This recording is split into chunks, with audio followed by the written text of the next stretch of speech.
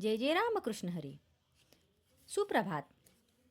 365 दिवसांच्या प्रवचन मालिकेतील आजचा दिवस 209. नाम घेणाऱ्याच्या मागे पुढे राम उभा. गूढ शोधून काढण्याकडे मनुष्याची नेहमी प्रवृत्ती असते. कोकणामध्ये पाण्याचे झरे आढळतात, ते कुठून येतात हे कळत नाही. म्हणजे केवळ दृश्यामध्ये असणाऱ्या गोष्टींचे देखील मूळ आपल्याला उकलत नाही. मग जे अदृश्यच आहे त्याचे मूळ आपल्याला कसे कळणार? मी बोलतो कसा, माझे मन कुठून येते, हे देहबुद्धीत राहणाऱ्यांना कळणे कठीण आहे. नामामध्ये जे स्वतःला विसरले त्यांनाच मी खरा कळालो. स्वतःच्या प्रपंचाचे कल्याण करून घेण्यासाठी तुम्ही माझ्याकडे येता, पण कोळसा जितका जास्त उगाळावा तितका तो काळाच होत जातो. त्याप्रमाणे प्रपंचामध्ये कसेही केले तरी दुःखच पदरात पडते.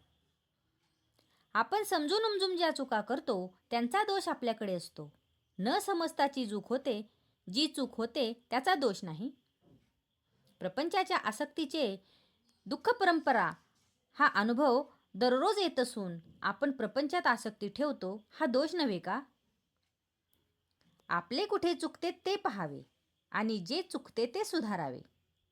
प्रपंचात मनासारख्या गोष्टी कुठे मिळतात? त्या मिळणे न मिळणे हे आपल्या हातात नसतेच.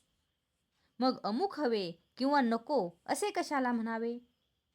रामाचेच होऊन राहावे म्हणजे झाले.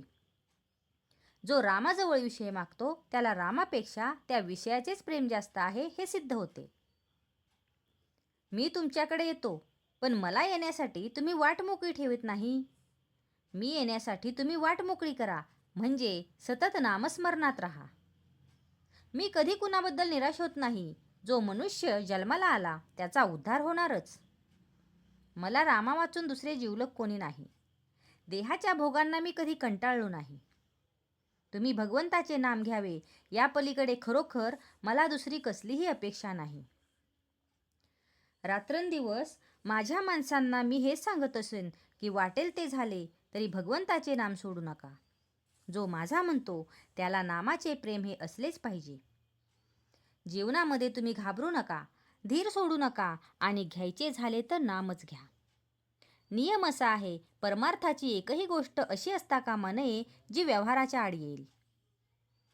माझ्या गावी पैसा पिकत नाही, पण भक्ती मात्र खास पिकते. ज्याच्याजवळ भगवंताचे नाम आहे त्याच्या मागे पुढे राम आहे. मी तुमच्याजवळच आहे, तो कसा आहे याचा विचार तुम्ही करू नका. तुम्ही नुसते नाम घ्या, बाकीचे सर्व मी करतो. शुद्धीमध्ये नाम घेण्याची जबाबदारी तुमची आहे, मग झोपेत आणि बेशुद्धीत नाम घेण्याची जबाबदारी माझी आहे आणि ती मी सांभाळीन, असे गोंदवलेकर महाराज म्हणतात. जेथे नाम तेथे मी, हा भरवसा बाळगून तुम्ही राहिले पाहिजे.